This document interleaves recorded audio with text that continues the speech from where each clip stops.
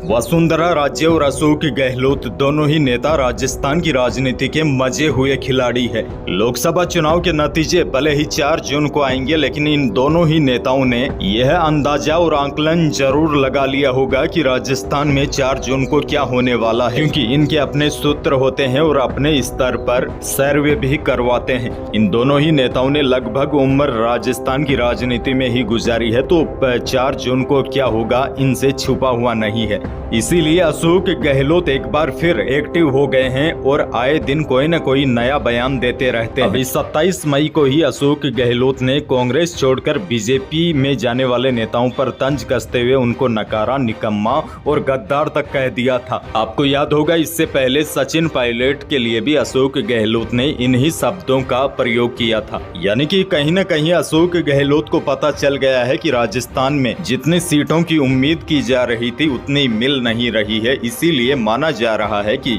4 जून को जब नतीजे आएंगे तो कांग्रेस में एक बार फिर बड़ी उथल पुथल मच सकती है। माना जा रहा है अगर राजस्थान में कांग्रेस अच्छा प्रदर्शन नहीं कर पाती तो पीसीसी चीफ गोविंद सिंह डोटासरा को उनके पद से इस्तीफा देना पड़ सकता है। वहीं दूसरी तरफ अगर अशोक गहलोत के बेटे वैभव गहलोत जालौर से चुनाव हार जाते हैं तो इसका असर अशोक गहलोत पर भी पड़ सकता है। पार्टी उन्हें अब साइड लाइन करते हुए सचिन पायलट को ज्यादा तवज्जो देगी। लेकिन दूसरी तरफ बीजेपी की स्थिति भी कांग्रेस से ज्यादा खराब है। एक तो वसुंधरा राज्य ने चुप्पी साध रखी है। ऐसे में भजनलाल शर्मा और वसुंधरा राज्य का राजनीतिक भविष्य क्या होगा, यह 4 जून को चुनाव परिणामों के साथ तय होगा। अगर बीजेपी को नुकसान होता है तो मुख्यमंत्री बदलने पर भी फैसला हो सकता है। दरअसल आज के दिन की बात की जाए तो मुख्यमंत्री भजनलाल भाजपा में एक तरह से अकेले पड़ते हुए दिख रहे हैं। जहां तक पूर्व सीएम राज्य का सवाल है तो उन्होंने इस बार चुनाव में केवल इतनी ही रुचि ली कि उनका बेटा दुष्यंत सिंह किसी तरह से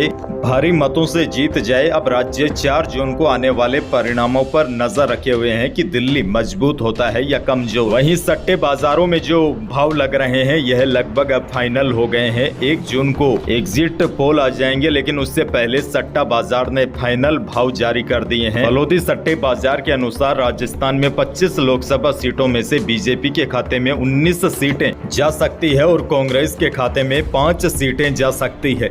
1 सीट निर्दलीय के खाते में जाती दिख रही है। यह तो खैर फलोदी सट्टा बाजार का आकलन है, लेकिन अब सबकी निगाहें 1 जून पर टिकी हुई है, क्योंकि 1 जून को सभी जो बड़े टीवी चैनल्स है उनके एग्जिट पोल आएंगे और एग्जिट पोल में लगभग स्थितियां साफ हो जाएगी कि राजस्थान में कौन सी पार्टी को कितनी सीटें मिलेगी। एग्जिट पोल से लगभग अंदाजा लग जाएगा, लेकिन फाइनल पता 4 जून को ही चलेगा।